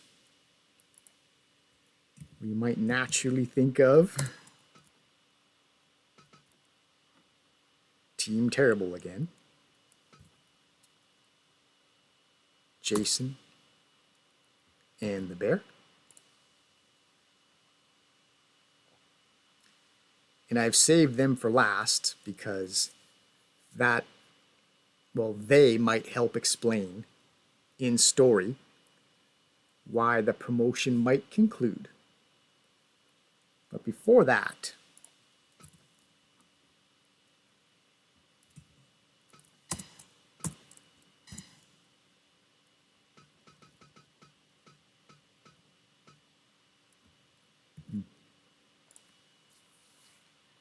five-time Canada's Tag Team Champions. Title reigns of 7, 8, and 9 defenses.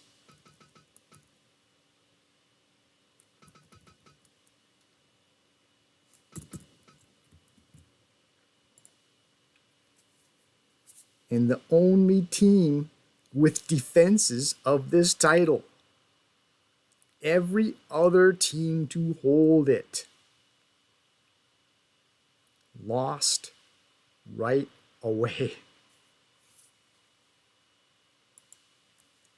As we just take a slow glance back up here, you see the only team that's ever recorded any number of wins, in other words, title defenses. Terrible's the only team to ever repel challenges to this title. It's crazy. Which brings us to the conclusion.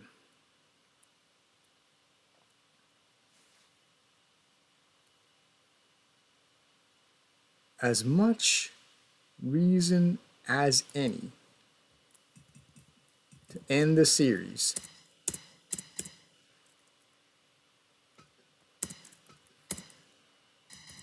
Let's briefly set up a mock tag match. Just do it this way. Put Ted there.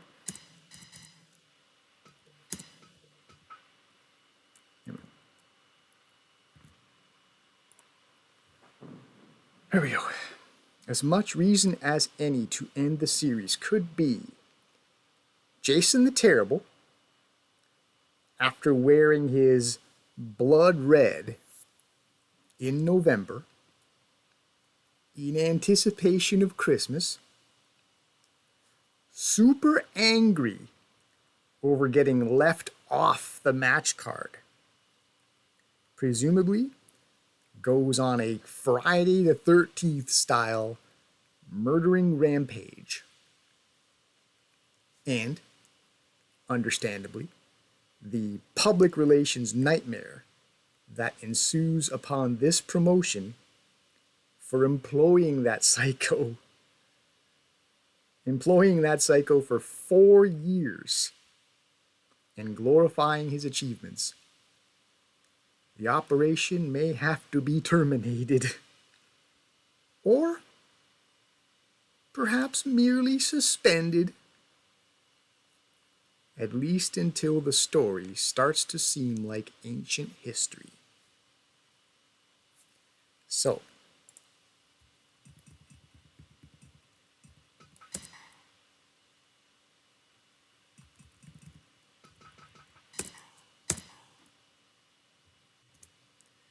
let's just say